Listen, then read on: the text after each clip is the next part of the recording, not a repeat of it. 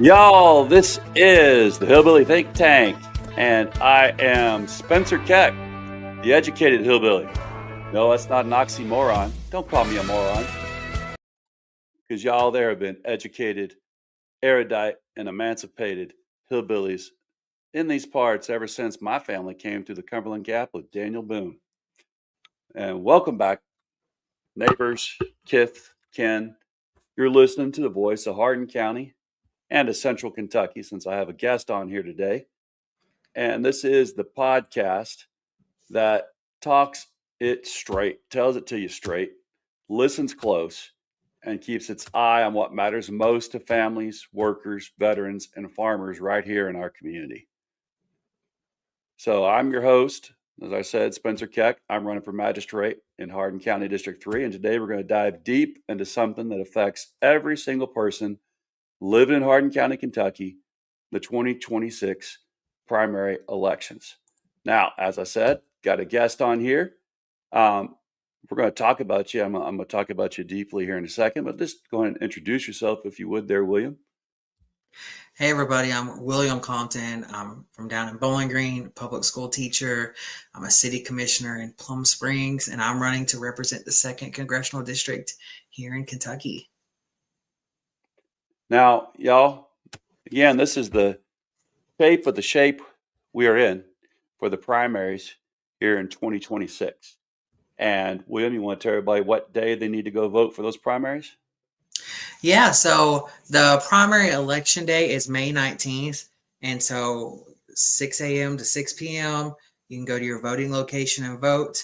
But we also have early voting, which will be the 14th, 15th, and 16th. If you want to go early and go cast your vote, which is what I tend to do. I leave right after school.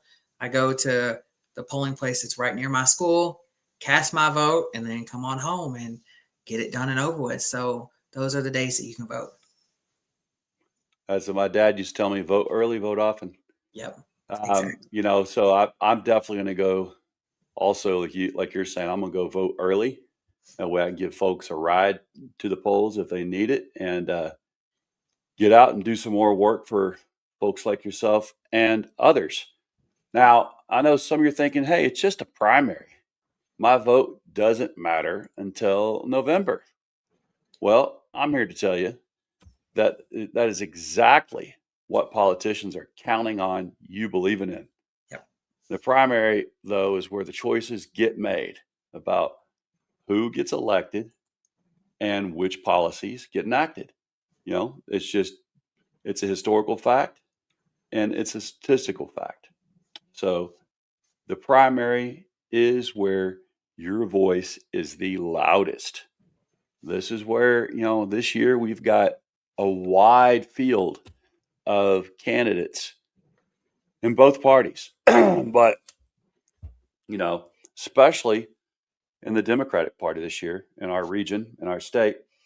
We do know, I think we were talking about that before the show, William, but Nate Morris has dropped out because Captain Bone Spurs has decided to go full throated in his support of, someone else. I won't say that person's name because it disgusts me so much. And now with that, full throated hoorah, he's giving Nate Morris an easy out and is going to make him ambassador to, I think it's Antarctica. No one knows what obscure little place he's going to be the ambassador to. Yeah, but he's got to throw a dog a bone, and so it has been a dogfight among that crew of candidates on that side. So, again, the primaries is where our voice is able to be heard the loudest. We're able to truly choose who is going to represent you. Of course, that's if you were registered as a Democrat or as a Republican. That's the only time you get to vote in the primaries. We talked about that before, and hey, this is where the rubber hits the road. So, in a district like ours, where every vote counts, May 19th is a day you cannot afford to miss. So grab your coffee or your bourbon, pull up a chair, and let's talk about what's actually happening out here in Hardin County and across Kentucky's second congressional district. Now, I'm going to let our host, myself, and William here, let's go ahead and start with the basics. What is actually on the ballot this May 19th? And I'm going to tell you how I feel about it. I'll might get a little windy. Just hold on a bit if y'all would with me. And then I'm going to let Mr. William Compton take over. Of course, I like to call him Dakota because he actually goes by his middle name like I do. But okay, so here's what I'm going to say is actually, according to E. Spencer Keck, actually on the ballot May 19th. So in Kentucky's second congressional district, that's us, Hardin County, we're holding a Democratic primary for the U.S. House of Representatives seat. 4 Democrats are on that ballot. William Compton, we have with us here today. Dave Hatfield, Hank Linneman, and Megan Winfield. Now, on top of that, Kentuckians are choosing their Democrat nominee for the U.S. Senate seat being vacated by Mitch McConnell. Democrat candidates in that case are quite a few. One of them is one of our Hardin County own, Vincent Thompson. Now, I've had Vincent on here 3 times before, and I've decided, he's the hound that I'm rooting for, or let's say the rooster that I'm going to pull for. Now, I've also had Logan Forsyth on here before, and it was a tough choice, because these are really both highly qualified candidates. Hopefully, I can get both of them back on here to talk again. Like I said, I'm going for our Hardin County cattleman, man who knows what it's like to be devoid of full health coverage when your wife gets ill, as he talked about, I believe, when he was on here before. We also know we got another, has run before, and that's Charles Booker and Amy McGrath. They're both putting their hat in again. We've got the horse trainer breeder, Dell Romans, and then Colonel Pamela Stevenson. And I haven't been able to get Pamela Stevenson on here because they were in session. She's a firebrand. So the colonel is something else. She's also got so much experience and a real heart.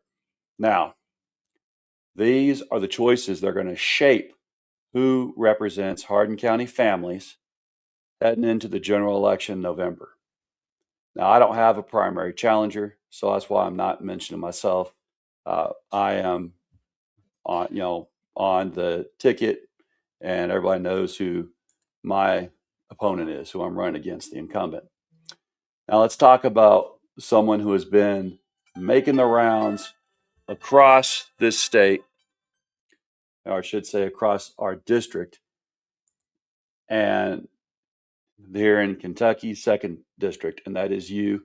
That is you, William Dakota Compton. William Compton is 31 years old. He's a public school teacher like myself. He teaches string orchestra. He's a 3-term city commissioner from the small community of Plum Springs, Kentucky. He's affiliated with the Poor People's Campaign and the Kentucky Democratic Rural Council. And he's running for the 3rd term. Or should say 3rd time. Is that 3rd time, William? Is that Third true? time. Or, yep. Because he believes the people of Western Kentucky deserve a representative who actually shows up. And that's a big deal, y'all. I've seen him out and about anywhere I go. And of course, he's out there even more than that because I don't get everywhere. He put it plainly when asked why he's running, in my opinion, when he said, the people of Western Kentucky deserve a representative who understands our communities, shows up consistently, and fights to make life more affordable for working families. Now, I'd add to that our part of Central Kentucky, right? Since this district goes all the way up into a bit of Louisville, if that's, Yeah. yep, or Jefferson County, that is. Now, families, y'all, we know, as I've been talking about, families are stretched thin right now. Farmers are dealing with uncertainty. Young people are leaving this region, this state, because they don't see opportunity at home. Now, that is Hardin County in a nutshell, and that is our district. So let's take a little break for a moment, and then we'll come back and talk about the absolute importance of healthcare and the healthcare debacle that we see ourselves in.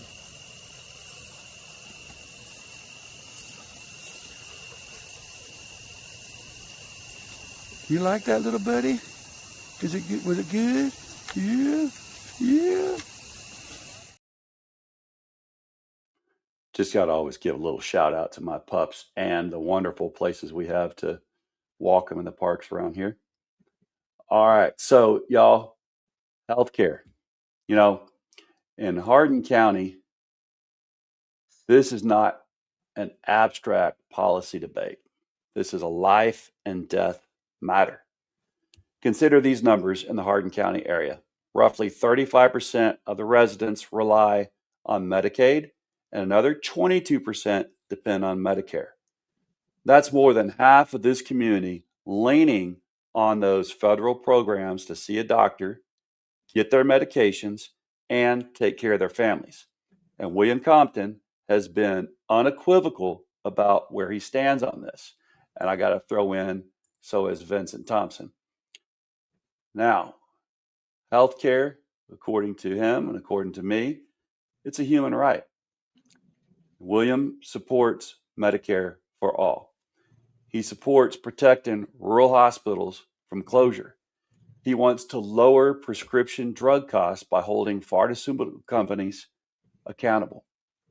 He has pledged to fight to bring more primary care providers, PCPs, mental health specialists, and nurses to rural communities like ours. And I, got to throw out there, when you talk about primary care providers, I said it that way because it's not just doctors. It's also, your physician assistants, and my personal favorite, nurse practitioners. That's I've got some of the best care from them. Because, in too many counties across Kentucky's second district, hospital closures and a lack of specialist forces, they lead people to having to make some really impossible choices. Think about, that phrase, impossible choices. That means choosing between your insulin and your electric bill. It means driving an hour each way for a specialist appointment. And right now, with gas at the price that it is, man, that just don't beat all.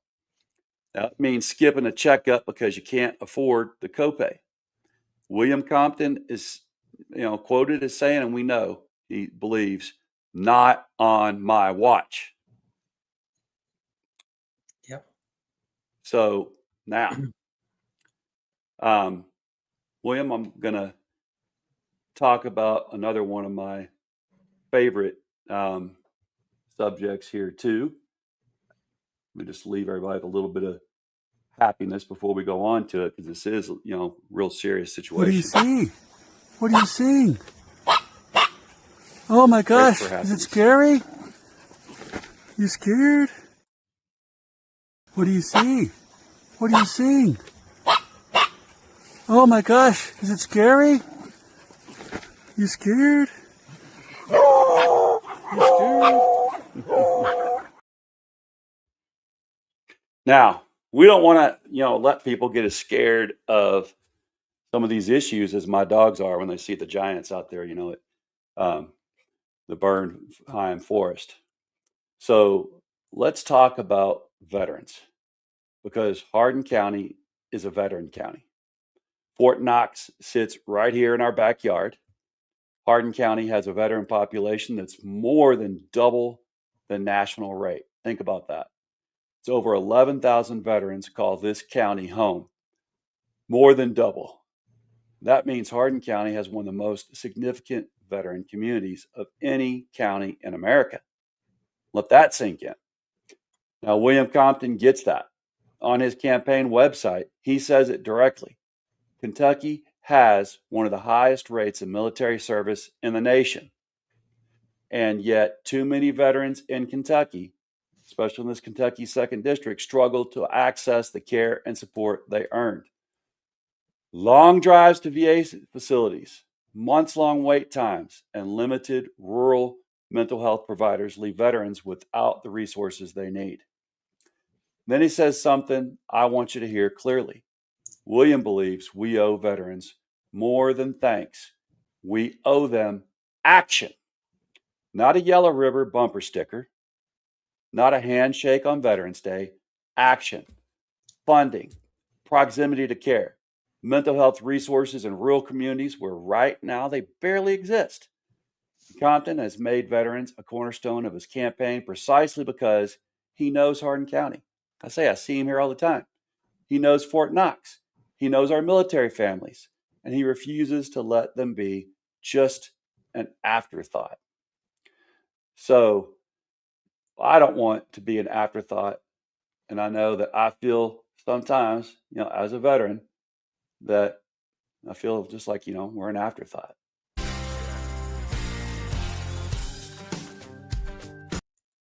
And we don't want to be just an afterthought. So let's talk about who has been representing Hardin County before I let William come on and talk himself. Who's been representing Hardin County in Congress, and what has he done to the very programs that hundreds of thousands of Kentuckians depend on? And that man is Brett Guthrie, Republican incumbent. And as of 2026, the chairman of the House Committee on Energy and Commerce, the very committee responsible for Medicaid policy in this country. Now, this guardian of the pedophiles has not been seen. He hasn't come to any of the community discussion groups that he's been invited to by Mr. William Compton. I haven't seen him come and talk to the public openly. And, I've been through multiple elections here, since they come every 2 years, and he hasn't come out here to talk to the public. That's a big deal. So here's what you need to know. Representative Guthrie voted for and championed the one big, ugly, horrible bill, which was signed into law on July 4th, 2025. And what did that bill do?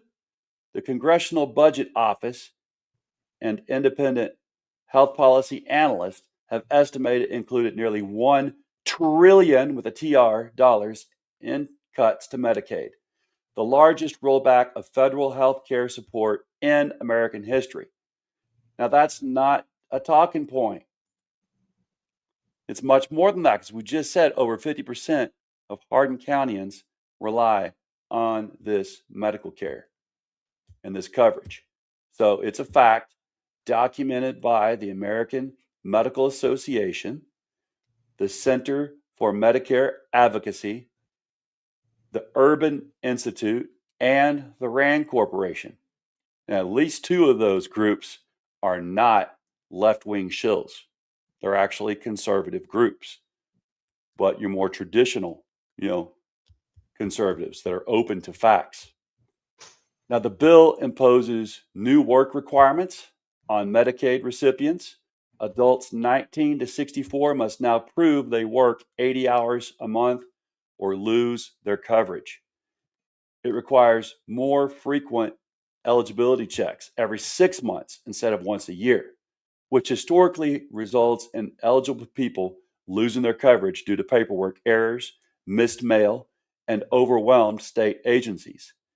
It also restricts the ability of states to use provider taxes to fund their share of Medicaid, which means states like Kentucky will have less money to keep rural hospitals open. Now, animal analysts, they estimate that by 2034, 10 million more Americans will be uninsured as a direct result of this bill.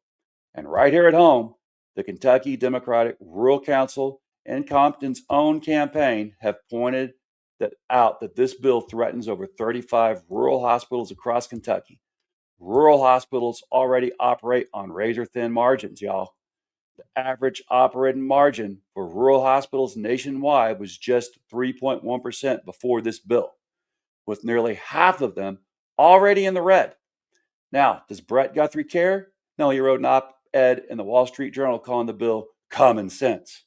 He said it strengthens Medicaid for our most vulnerable Americans. BS. But the data tells us a different story, y'all.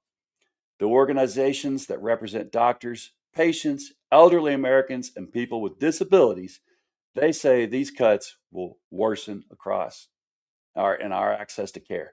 They say eligibility will be, it's going to be tough and people are going to be kicked off. Hospitals are going to close. Now, in Hardin County, that's not an abstraction. That is your neighbors losing their health care. That is a veteran who can't get mental health treatment. That's a grandma, a mama, like I used to love so much before she passed away. That's a mama not getting her medications. Now, what about Medicare? Because seniors in Hardin County, they're affected too. This is really where it hits our mamas hard. The Center for Medicare Advocacy laid it out clearly. While the big, beautiful bill primarily targets Medicaid, it also limits Medicare's ability to negotiate drug prices by carving out so-called orphan drugs, some of the most expensive medications, from the negotiation process. It blocks streamlined enrollment rules that helped low-income seniors access the Medicare Savings Program. And 10 million people losing their insurance coverage means more uninsured people flooding emergency rooms, which puts pressure on the entire healthcare system that Medicare beneficiaries depend on. Our seniors deserve a fighter, not a chairman who helped architect the largest healthcare cuts in American history. Say that again, largest healthcare cuts in American history. This is an absolute travesty. Now, Mr. Compton, I think you must be itching to tell us exactly how you feel. And if you would, please do that. I mean, you have stated all the facts. And you've said so in a way that honestly, I couldn't do any better. But yeah, healthcare is one of the big pillars of my race, because everyone's going to need healthcare at some point. It doesn't matter how old you are now. It doesn't matter where you live. You're going to need healthcare at some point. And like you said earlier, Medicaid. A lot of people do not realize this, that Medicaid actually pays into our hospitals based on our minimum wage. And so Kentucky's getting the lowest amount of Medicaid reimbursement rates across this state already, which is why we see a lot of hospitals already in those slim margins, already in the red. You mentioned the 35 rural hospitals that are in danger of closing. 4 of those are actually in this congressional district alone, which is sad to see, because these are communities that rely on these hospitals for healthcare, that when they're gone and they're going to say, well, we put a few $1 billion in the budget for the next 5 years to make sure that these hospitals don't close. That's putting a Band-Aid on a boo-boo and it not healing. In 5 years, that money is going to be gone. Those hospitals are still going to be in the same shape they're in now. And so we're going to lose those hospitals. We're going to lose those lifelines for these rural communities. And people are going to have to drive hours to get to the nearest hospital. That can mean life or death. That can mean someone having a stroke and not being able to get to the hospital in time to clear that out to survive. That could mean someone going into labor and having to go into labor on the side of the road because they can't get to a hospital in time to deliver that baby. We're even seeing specialist clinics across this district. I know a dialysis clinic in Muhlenberg County closed because they didn't have the funding. And everyone is asking, where are we going to go now? We have to drive up to Owensboro now. That's added on an extra 45-minute drive. And as you mentioned, gas prices are astronomical now. I know here in Bowling Green, we're seeing anywhere from $4.14 to $4.17, 18. And so it's insane. We need someone to step up and fix this. And the fact that our representative, like you said earlier, is the person in charge of healthcare in Congress. He is happy about these cuts. He is applauding these cuts, and he's hurting the people he's supposed to be serving. We don't need that representing us. And that's what every single day I'll be working to fix this. I'll be working to make sure everyone can access healthcare affordably through a Medicare for All system. And I'll show up every chance I get. And like I said, you said a lot of the facts and figures more before I could speak. Well, the thing is, as you mentioned there, you said you'll show up. And if you see there in the comments, got from Tom Armstrong, and Tom, thanks for coming in. He said, he met you back in October here in E-Town when you were here at a very important event, which I have represented here on my sweatshirt today. And, that means something to me. And hopefully it means something to everybody that's listening to the show. Everywhere, any event that I've gone to that means something to this district, you've been there. From all the way from things I've been to in Louisville to Green River to all the time here in Hardin County. I think we also met over, was it LaRue and Nelson at an event? Yes. Yeah, it's, and that's key. Putting in the footwork to actually meet and talk to all the constituents, regardless of their party affiliation, is what you've been doing and showing up for. And that's something that I can't say enough about. Before we let you say a little bit more, we also got someone here named Sarifu, it looks like, saying we have a Second Amendment obligation to remove Trump from our national Sic Semper Tyrannis. It is our job, as put forward by the Constitution of the United States, to remove the tyrant Donald Trump from the United States. Let's see. The Second Amendment, we have a Second Amendment application to remove Trump from our national. All right. So, yeah, I think that person sounds like a voter for you. And I will say, with those comments, I'm in a group called the Courage Candidates, which is a nationwide group of candidates running for both the House and the Senate. And one of the big pillars we're focusing on is removing Donald Trump and make sure we're impeaching him when we get elected, making sure we're holding himself and his administration accountable for everything they've been doing these last couple years. And we've gotten a lot more traction. A lot more people are starting to jump on board with this now, considering everything that's been going on here recently. I do want to make note of, I feel like we have enough people in the House to impeach Trump, but we have to make sure that we support our Senate candidates, because even if we flipped every single seat, we're still going to have some Republicans come over on our side that would put some teeth to this. So we have to make sure that we support some of those candidates as well. Absolutely. So what do you have to say about the Senate race? What do you think? I know, you're not running for Senate, but what do you think there? What's your take on it? I feel like there is about three or four good candidates running for Senate. It's a hard choice. There's,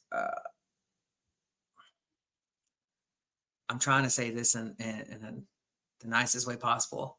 We have a chance as long as we rally behind whomever the nominee is. We don't focus on purity tests. We focus on getting someone in there who is going to stand up to this administration and someone who's going to fight for Kentucky. So whomever wins the primary, they will have my full support. And could you tell me a little bit more, since I am a combat veteran, I'm a disabled combat veteran, in addition to being, a teacher like yourself, which I love so much, but tell me what you think the significance is of our veteran population here. And the only thing I didn't really hit on there, but is important, what will you do to help save the VA healthcare system, since we are losing 86,000 VA employees since Doge, went into action? What is your take? So first off, our veteran population is very important to me. I've had many family members who have served in the military in many different branches. I fully respect and honor everyone who does put their life on the line for our country. So anything I can do to make your life better when you come back, I'm going to be working on it. I believe that we need to make sure that our veterans with the VA system, one, we need to reinstate these jobs that have been lost. In fact, we've seen that before these jobs were cut, we were already understaffed in these VA clinics already. So we need to up the staffing even more to make sure they're not understaffed, to make sure they can take care of our veterans properly. I think we need to have more VA clinics in more of our rural areas, or more ways to get those services to our rural areas, whether that's telehealth, whether that is the VA clinic providing rides for our veterans who can't drive there themselves. Anything to make healthcare easier for our veterans. We also need to make sure that, for example, the PACT Act that passed for the burn victims when you're in combat, we need to make sure that those backlogs that we're seeing for people accessing that, we need to take care of that quicker. I mentioned this before on your podcast. It's sad that our VA healthcare claims, when we can pass a bill that gives budget cuts quicker to our billionaires than we can to get these VA healthcare claims processed, we have an issue. So we need to work on fixing that, making sure that we get those processed quicker, get them through to where they have the healthcare they need. And then we also need to make sure that we have in every part of the state, every part of the country, resources for mental health. Suicide is a really big issue when veterans come back into civilian life. And we need to make sure they have the mental health to help take care of that, and help make sure that they don't want to take their own life. Absolutely. That's, extremely important, due to, I'm not the only person in my family that uses or has used the VA healthcare. And it's just extremely important to me that it remains stable, strong, and available to all of us, no matter where we live, whether we're in a metropolitan area or one of our remote rural areas. Now, I know that we've got some folks that also are concerned that the clinic that's supposed to be built here in Elizabethtown on Ring Road won't be built due to the money being cut back from the VA. What do you think about that, or have to say about that? That is a legitimate concern. And here's what I will say.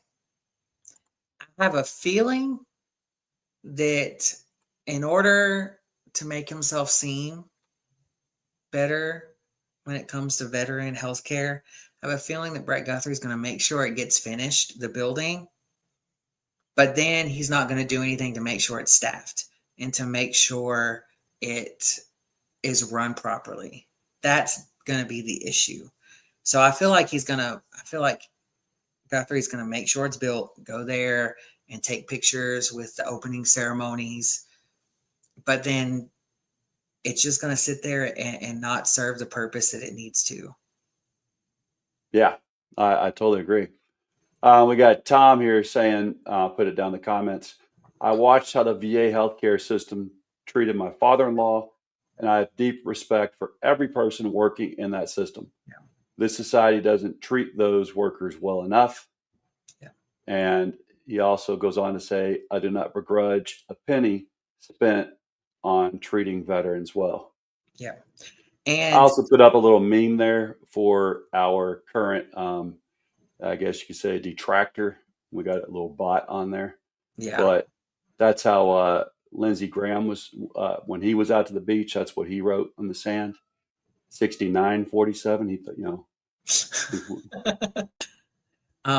and I will say to Tom's point, when I speak to people across the district, that's what they want their taxpayer funds to go to, helping our veterans, helping make sure we have infrastructure like roadways that you won't hit a pothole in, get a flat tire, making sure that we have schools that are fully funded, making sure we have hospitals that are fully staffed to where you can go and get health care. That's what they want their taxpayer funds to go towards. They don't want it to go towards a war in Iran just to hide the fact that our president's in the Epstein files.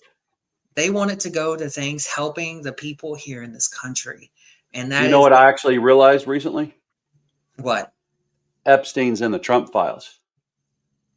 Yep. Yep. Yep. Yeah. And so that's what people want our funds to do. And Tom, yes, codify Roe versus Wade into federal law. I've been a big proponent of that since the Supreme Court overturned Roe versus Wade. We need to codify that. We need to make sure that women have the ability to make decisions for their own body. Well, now that we've got to hear a little bit what you have to say, let's just zoom out a little bit and go, statewide, larger than the district wide. It still, of course, is extremely important to us. But let's look at that, the Senate race that we're talking about. Like I said, I told you which hound I'm backing in that race. But the U.S. Senate race matters enormously for Hardin County, too. For the first time since 1992, Kentucky Democrats have a real opportunity to compete for a U.S. Senate seat. And that seat being vacated by the best guardian of the pedophile of them all, Mitch McConnell, it's up for grabs after more than 4 decades in Washington. So, I talked about all the Democrats, 6, 7 of them that are vying for that nomination. Vincent Thompson, Logan Forsythe, Charles Booker, Amy McGrath, Dale Roman, and Colonel Pamela Stevenson. Now, each of them is bringing something to the table, that's significant. Booker's a former state rep. He was born and raised in Louisville's West End, and he was a 2022 Democratic Senate nominee. When Rand tried to, he was the one that ran against Rand Paul and lost. He is consistently focused on economic justice, healthcare access, and the working people of Kentucky. We also know that we've got, like I said, the horse trainer in there. He seems, to be trying to really work on his working class, credentials. Amy McGrath is a retired Marine Corps fighter pilot and a 2-time Senate candidate. She brings back a military background that resonates deeply in a county like ours. She's also called for reforming immigration enforcement, reining in the executive overreach, and restoring accountability to federal agencies.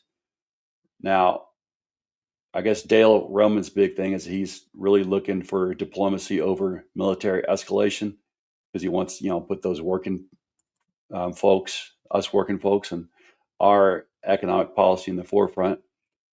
Pamela Stevenson, now she's the current minority leader, so she's in office, and she's the current minority leader of the Kentucky House of Representatives, a woman who has spent years fighting in Frankfort for communities that are, too how do you say, left behind, basically, for people to really pay attention to him. She's also a Louisville native.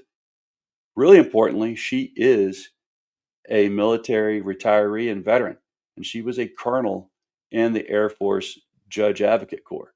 So she really knows the in and outs of the legal system, of how to make laws and act laws, and was a big part of diplomatic relations internationally. So she has experience in that arena. So now we know that Vincent Thompson, like I said, he is one of our own here in Hardin County. He's a cattleman. He knows the plight of our Kentucky rural farmers and what it means to have a legacy of a family, farming, riding on each season. He knows what is going on right now when farmers cannot fill up their tractors with the diesel. I talked about last night, you need about 18,000 gallons of diesel to come in to your property, and it costs $1,000 more than it should have if it wasn't for this war to fill up every time they come in to do that. He also knows the effects of the American medical system screwing over, his life when his wife didn't get the care and access she needed, and passed away because of that. He can tell his story, of course, a lot better, but he is really pushing this access to healthcare for all of us, regardless of who we are. And that's a big deal to me. He's got other great policies, but right now he is our Hardin County head of our conservation district, and that means a lot.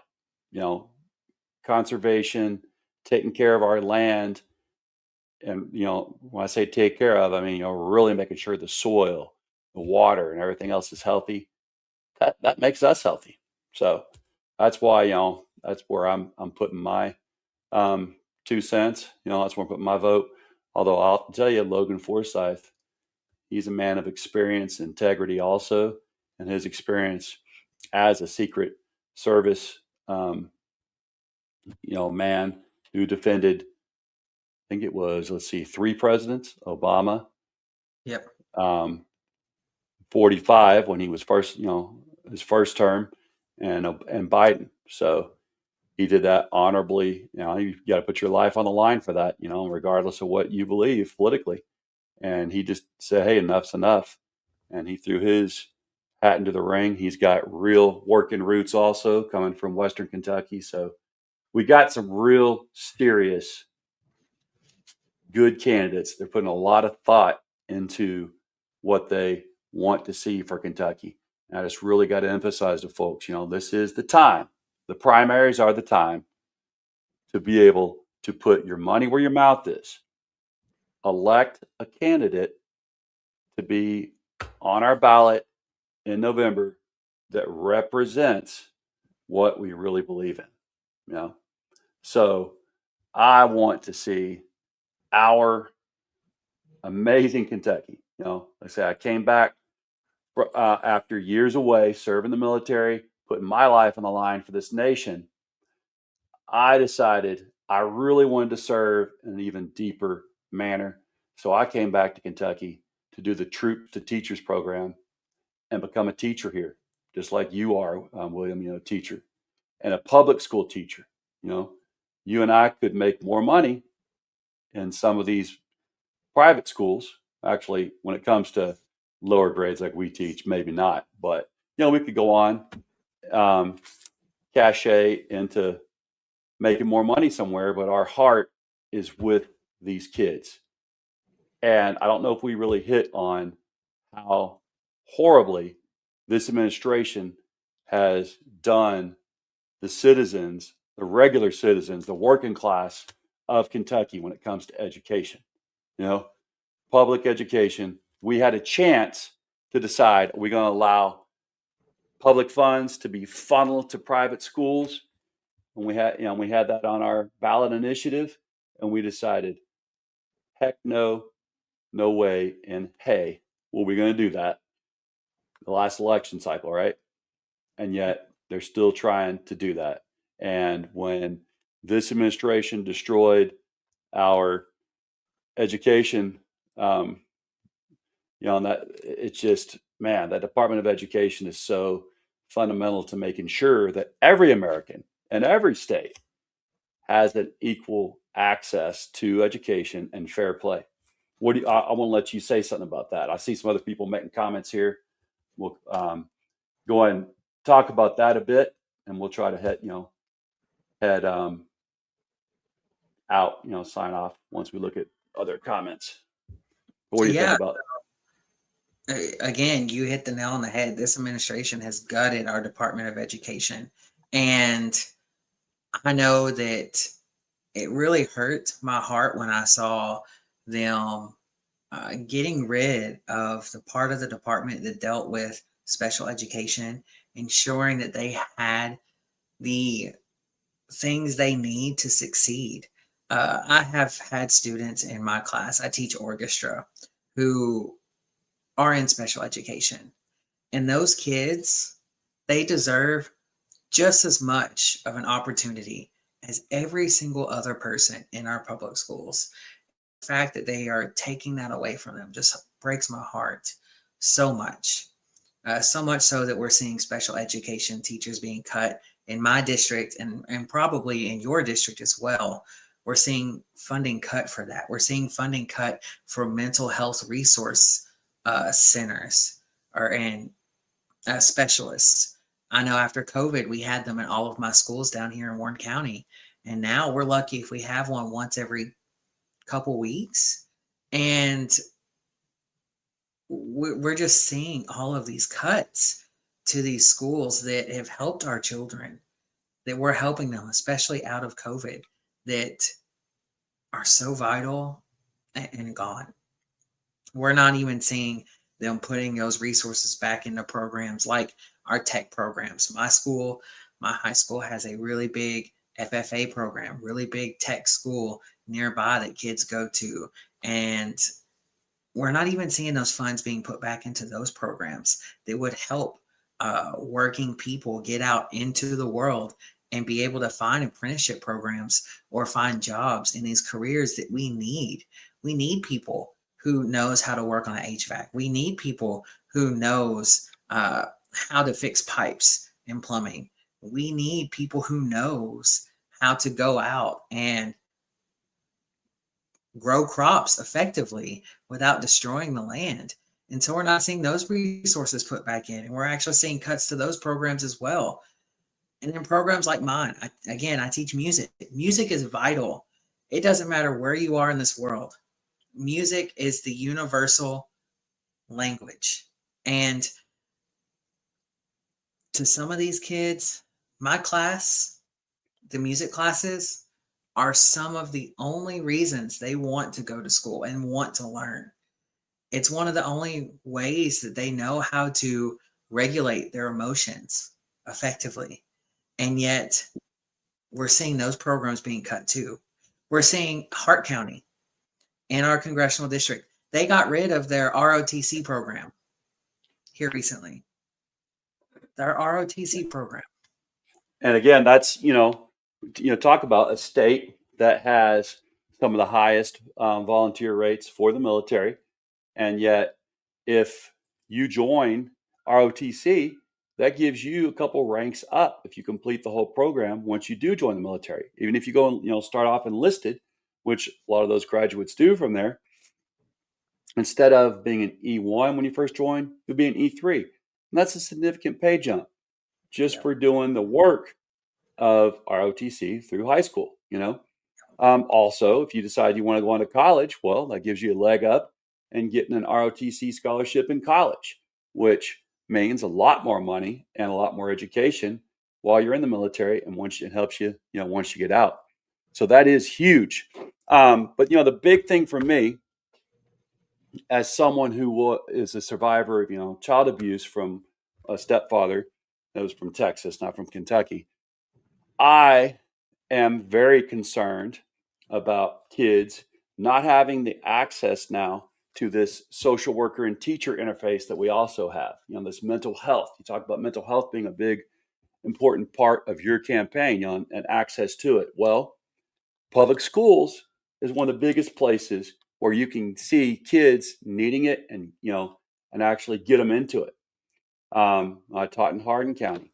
There's a student that she basically, in her writings in my English language arts class, she was putting out a plea for help for some extremely serious stuff going on at home. I won't get into the details. I don't want to accidentally give away, who this was. But by me being able to push and push and push, I actually was able to make sure that young person, and she came back, she was gone for, the rest of the school year once they finally got her into the system. And she came back and thanked me. She said her and her siblings were taken out, got what they needed in foster care for about a year. And the parent, that wasn't doing them right, got the training needed. And, they came back home and she felt that, she was safe. But it was bad. I mean, I just, like I say, I won't lay out specifics because I don't want to give away who or what, this was. But man, I mean, that I'm sure you've seen that in your career.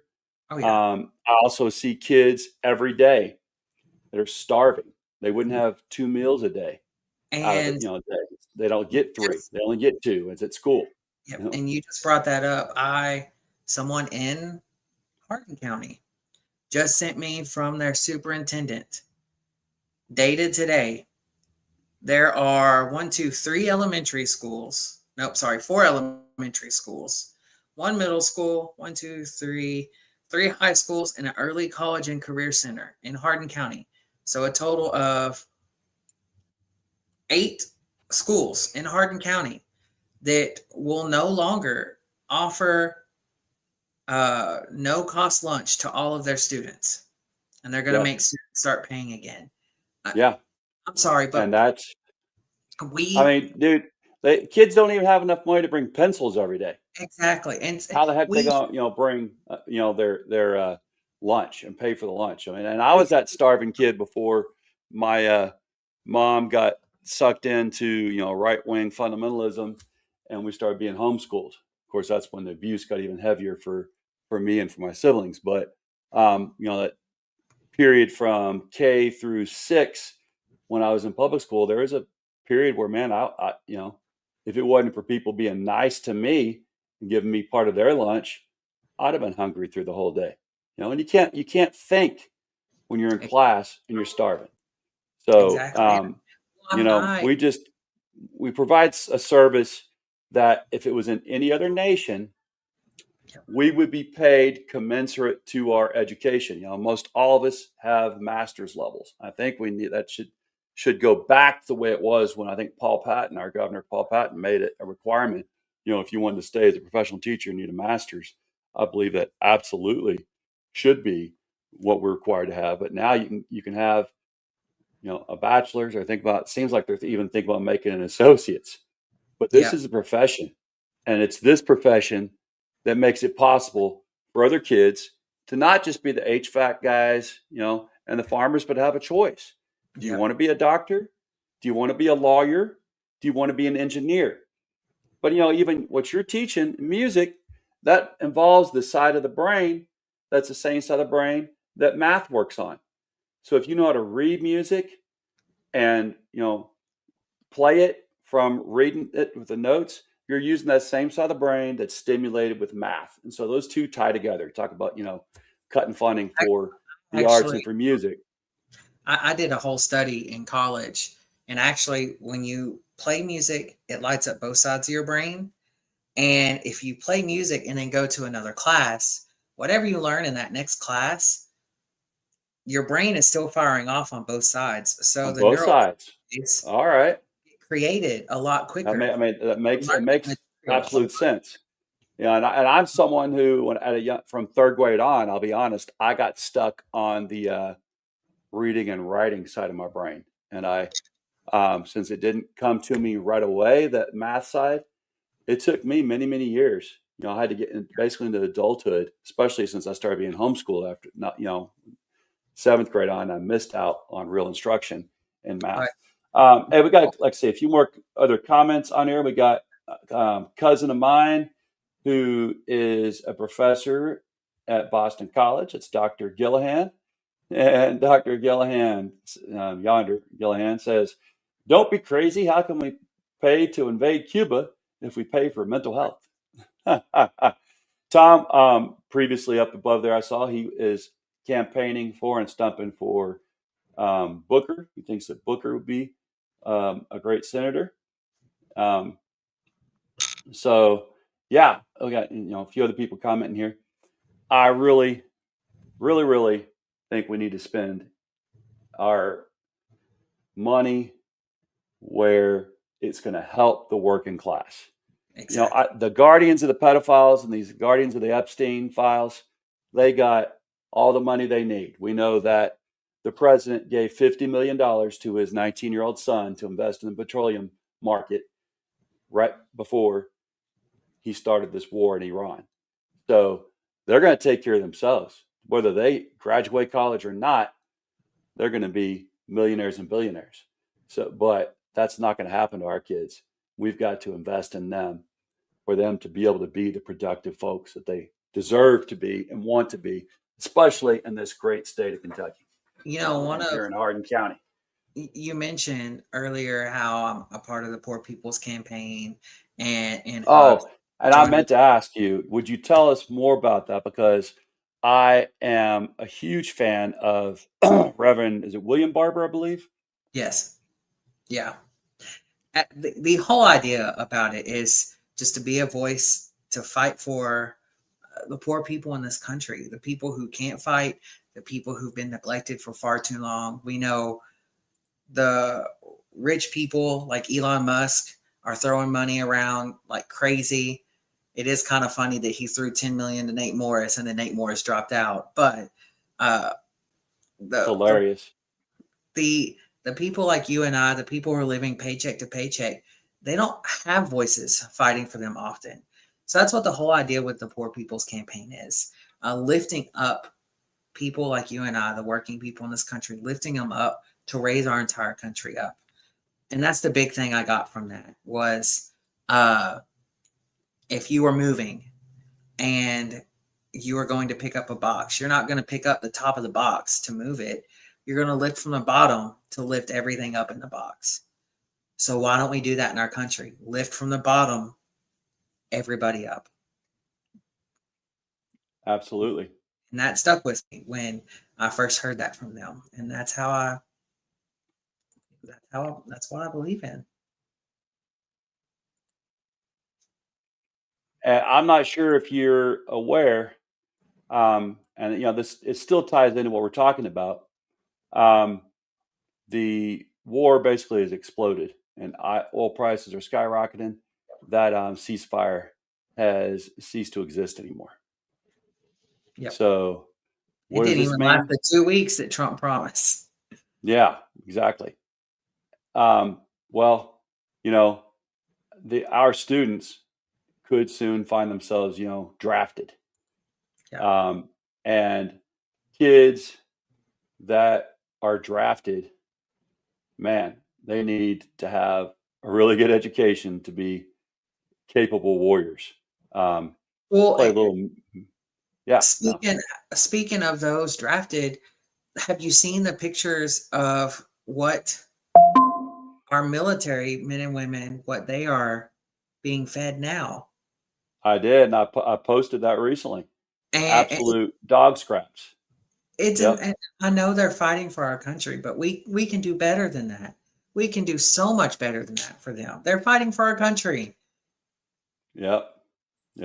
What is wrong with it? Like, why can't we feed them? Yeah, absolutely. That's just something, I talked about that the other night. When I was deployed, all the many times I was deployed in my over 20 years, in the military, I never had to eat scraps, but maybe one time did we go for a few days because the supply officer didn't forecast ahead far enough, correctly enough, when we're going to, hit port and be able to get some more food. And so we did scrape the barrel for just a couple days. They've been doing this now for a long, long time. And they also have messed up the military mail system over there so bad, can't get flights in, that families have been wanting to send their family members care packages to have real good food to eat. Those aren't getting through. They're getting lost or getting hung up, not even making it in. So, I mean, you want to talk, don't tell me, guardians of the pedophiles, that you love the military. Don't thank me for my service when this is the way you're rewarding us. So, all right, y'all. If we haven't said enough to convince you that this is one of the most important primary elections, not just midterm elections, in our nation's history, I don't know what else we need to do. This 19th of this month, so important. Get out, vote, make your voice heard. We got a great candidate on here tonight. I'll let you give your last thought before I sign us out here. So if you live in Kentucky's 2nd Congressional District, I would really appreciate your vote May 19th if you're registered as a Democratic voter. If you're not registered as a Democratic voter and registered Republican, still go out and go vote. If you are registered as an independent, I'm sorry you can't vote in our elections, but please keep note of this campaign. Please reach out. I still would love to earn your vote, and same with Republicans. Still love to earn your vote in November, where I will be on the ballot that you could vote on. If you would like to help our campaign, go to my website at williamcompton.com. At the bottom of the landing page is a contact form you can fill out. We are actually phone banking. We're starting up a huge phone banking this Thursday with the Progressive Victory Network. They've been phone banking for Franklin Jackson in Indiana. They phone bank for Annalena Meja. They phone bank for James Tallarico. And now they're helping our campaign out. So you can join them with phone banking. If you don't want to phone bank, you want to text, fill that form out. Let us know. We'll get you that. And if you can, and you want to put your money where your mouth is, there's a donate button on that website, and you can click and you can donate to our campaign to make sure money's going to help elect someone who's going to fight for the people here in this district. And I'm going to close on the idea. Number one, please vote for me in November. I'm not being primaried, so I'm already on the ballot in November for magistrate here in District 3, Hardin County.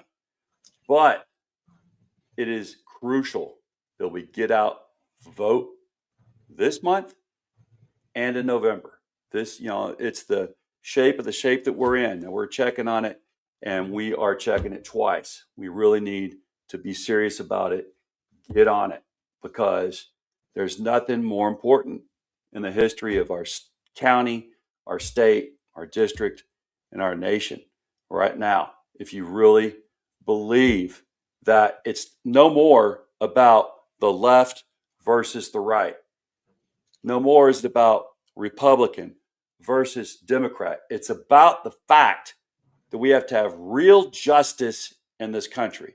It can't be just us, those billionaires, against the rest of us. And if you want to change it, you got to do that from the bottom up. Yep. And the primaries is where you start. So y'all, please remember, the only way we keep from being divided and that we live up to Kentucky's motto, united we stand, divided we fall, is if we recognize things like the People's Campaign that he's talking about are those campaigns that recognize we are our brother's keeper and we are our sister's keeper. That's how we keep from being divided. Bless your corazón, which is Spanish for heart. Remember, all those folks deployed overseas right now, let's bring them home through our votes. Y'all have a great rest of the day, and hopefully the week is treating you like gold.